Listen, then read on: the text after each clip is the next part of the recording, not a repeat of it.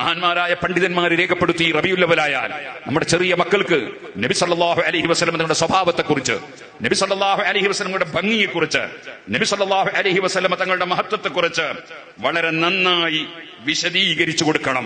കുട്ടികൾക്ക് നല്ല വസ്ത്രം റബീഉൽ അവ്വലിൽ വാങ്ങിച്ചു കൊടുക്കണം. അങ്ങനെ തുടങ്ങിയ ഒരുപാട് ആഘോഷവുമായി ബന്ധപ്പെട്ട കാര്യങ്ങൾ ചെയ്യണമെന്നും നബി തങ്ങളുള്ള സ്നേഹം വർദ്ധിപ്പിക്കാൻ ആവശ്യമായതൊക്കെ ചെയ്യണമെന്നും ഇമാമിങ്ങൾ രേഖപ്പെടുത്തിയത് കാണാം. فينبغي لكل شاية ومحب أن يظهر السرور والبشارة في تلك الليلة وصبيحتها.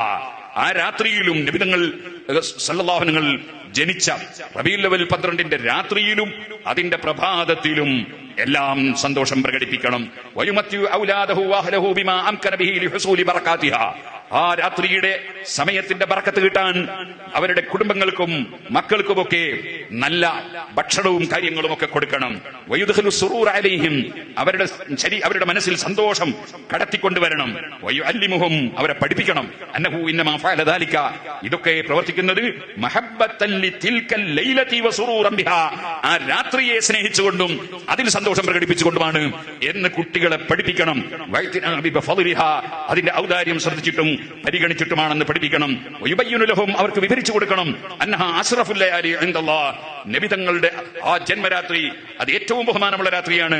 ലിഅന്നഹ വുലിദ ബിഹാ റസൂലുള്ളാഹി സ്വല്ലല്ലാഹു അലൈഹി വസല്ലം. അന്നാണ് നബി തങ്ങൾ പ്രസവിക്കപ്പെട്ടത്. വയദ്കുറുഹും സിഫത റസൂലില്ലാഹി സ്വല്ലല്ലാഹു അലൈഹി വസല്ലം വജമാലഹു വഹുസ്നഹു വകമാലഹു വഫളായിലഹു വശമായിലഹു വകലാമഹു വഫസാഹതഹു വകറമഹു വജൂദഹു വഖുലുഖഹു വഹിൽമഹു വഅഫ്വഹു വസഫഹു വമുജിസാതിഹി വആയാതിഹി വകുല്ലമാ യുഹബ്ബിബുഹു ഫീ ഖുലൂബിഹിം വയുഅള്ളിമുഹു. എങ്ങനെയെല്ലാം നബി തങ്ങളോട് സ്നേഹമുണ്ടാക്കാൻ പറ്റുന്ന അവിടുത്തെ എല്ലാ സവിശേഷതകളും കുട്ടികൾക്കും ഫാമിലിക്കും ഒക്കെ പറഞ്ഞു കൊടുക്കണം. നബി തങ്ങളെ മദ്ഹ് പറയുന്ന പദ്യങ്ങൾ അവരെ മനഃപ്പാഠമാക്കിക്കണം.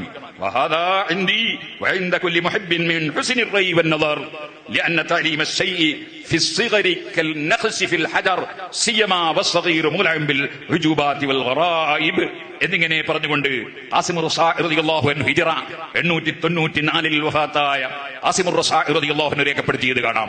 അങ്ങനെ എത്ര ഇമാമിങ്ങളാണ് ആ കാര്യം പറഞ്ഞിട്ടുള്ളത്.